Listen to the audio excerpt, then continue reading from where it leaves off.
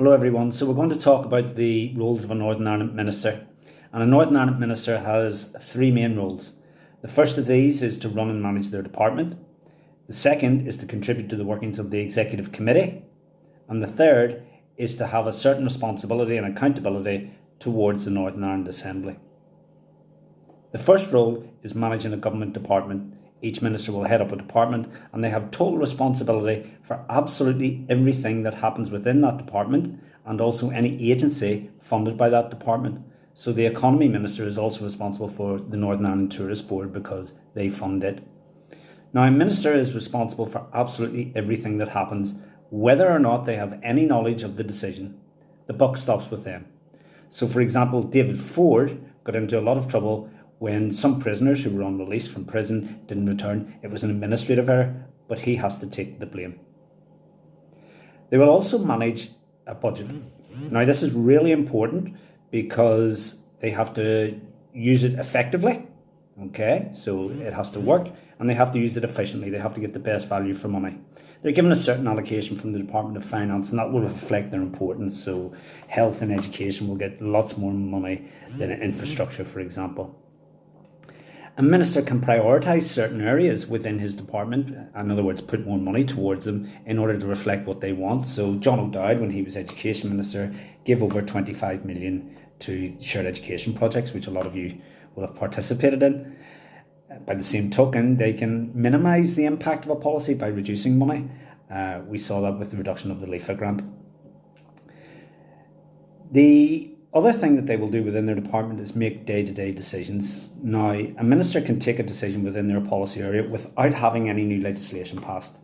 How it works is that the existing legislation will give them the authority to do whatever they want to do. So, Nicola Mallon, for example, there is no particular legislation on the MOT, but at the moment she is dealing with the MOT crisis in her role as Minister for Infrastructure. The second major role is to contribute to the Executive Committee, so they contribute to discussions on the programme for government and also the budget. It also allows them to keep their executive colleagues informed of what's going on within their department, and it also allows them to work across departments because so many issues don't fit neatly into any little policy box. If you take, for example, the current crisis on COVID-19, I mean, that is a multi-departmental approach to that, what we sometimes call joined up government. The third and final thing that they have to do is to fulfil their duties and responsibilities to the Assembly. The Assembly holds ministers to account. This can be done through the asking of questions, oral questions on a rota basis, although they will also face written questions, but that tends to be their department and their officials that answer those.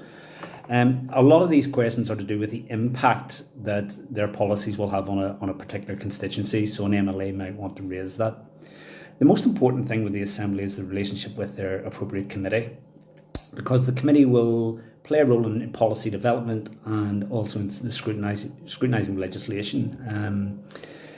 That's a role in itself, that the minister has to make sure that legislation gets safe passage, that it actually does pass and meet the demands of the Assembly and its members.